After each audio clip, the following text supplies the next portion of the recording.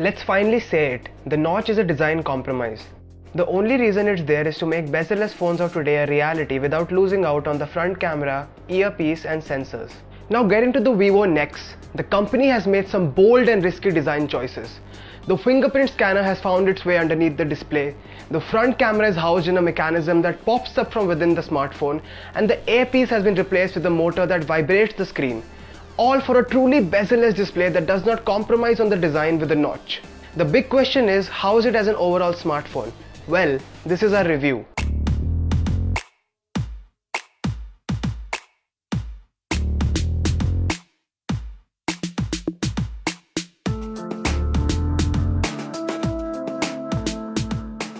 Let's cut to the chase. The Vivo Nex is the most beautiful Vivo smartphone to date.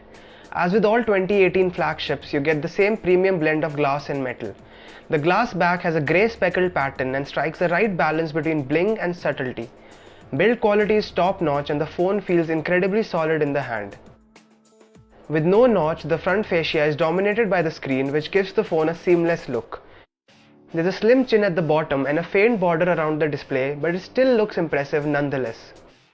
With a thickness of 7.98mm and a weight of 199 grams, the Vivo Nex is quite a hefty phone, bordering on phablet territory. The rear is extremely slippery and also a major fingerprint magnet. The USP of the Vivo Nex is undoubtedly the pop-up camera system that includes an 8-megapixel image sensor. The camera elevates in 1 second, accompanied by a slightly cheesy sci-fi sound, which thankfully can be turned off. Given the additional moving parts, the question of long-term durability comes in. While the mechanism feels quite solid, we can't tell for sure at this point if it will stand the test of time. What if the phone falls with the front camera extended? It could be quite catastrophic. The in-screen fingerprint sensor that we originally tested in the Vivo X21 is here as well. Its placement is convenient and is quite functional. The speed has been improved as compared to the Vivo X21, but the accuracy is still spotty. To make things worse, there is no facial recognition as a backup security option. Vivo has done away with the regular earpiece and replaced it with a vibration motor that helps project sound at the top of the display. A technology called screen sound casting uses glass vibration to produce sound. The technology is theoretically impressive, but in reality we found it hard to hear callers with their voice sounding muffled and indistinct. The left side houses an AI button which can invoke Google Lens with a press. A long press can call Google Assistant as well. And no, you can't remap the button to perform another task, just like Samsung's Bixby button. The USB Type-C port at the bottom is flanked by a loudspeaker and the SIM tray, which has separate slots for 2 nano SIM cards. The single loudspeaker gets reasonably loud but is very shrill and tinny. In what is surely a direct result of the pop-up front-facing camera, the Vivo Nex is neither waterproof nor dust-proof. The Vivo Nex is powered by the Qualcomm Snapdragon 845 processor coupled with 8GB of RAM. There is no microSD slot, which is a bit disappointing, but the 128GB internal storage should be enough for most buyers. The Vivo Nex features a 4000 mAh battery that supports Vivo's proprietary fast charge protocol. It has a 6.59-inch Full HD Plus Super AMOLED display with a 19.3:9 aspect ratio and runs FunTouch OS 4.0 on top of Android 8.1 Oreo. There is no official news regarding the Android P update for this smartphone.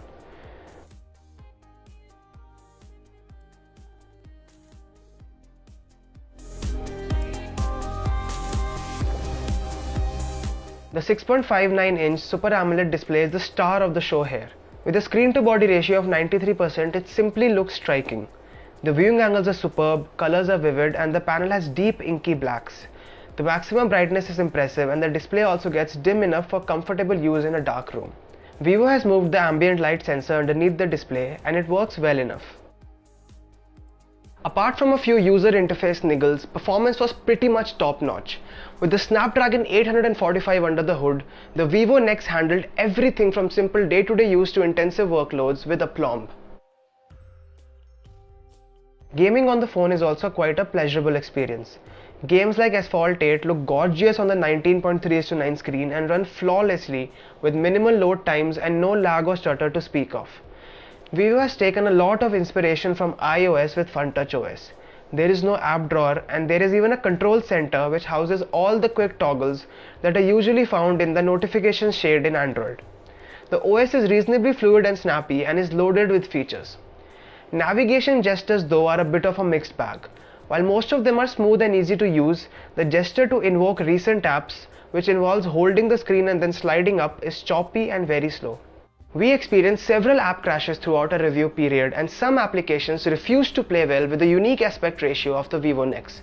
The user interface is also in dire need of simplification. For example, there are 35 sub-menus within the settings panel with no search functionality to speak of. The amount of bloat is also disappointing, especially for a flagship smartphone. Thankfully, all the pre-installed apps can be uninstalled. Battery life is quite fantastic, and we never had any anxiety about running out of power. We got through our day with about 40% left at the end, which is quite impressive. Our HD video loop test ran for a staggering 16 hours and 23 minutes, which is one of the best scores we have seen in this segment. The huge fast charger that Vivo bundles in the box takes the phone from 0 to about 50% in about 40 to 45 minutes.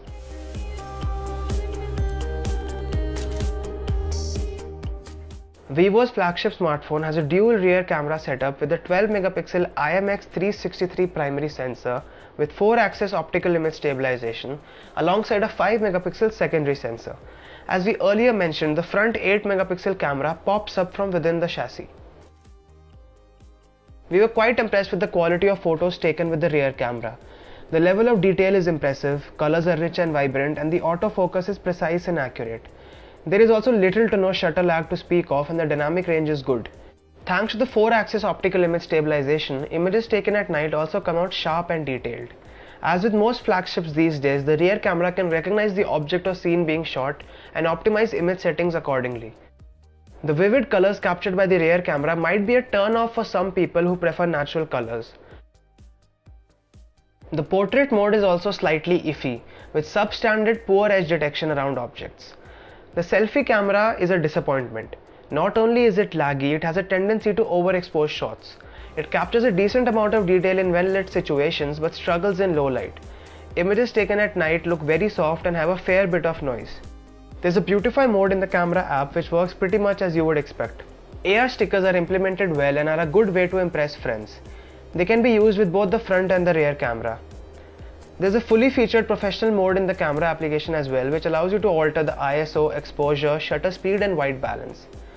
Video recording maxes out at 1080p for the front camera, while the rear module is capable of 4K video recording. Videos shot with the rear cameras are detailed and quite stable thanks to the 4-axis optical image stabilization. Slow motion video is capped at 1080p.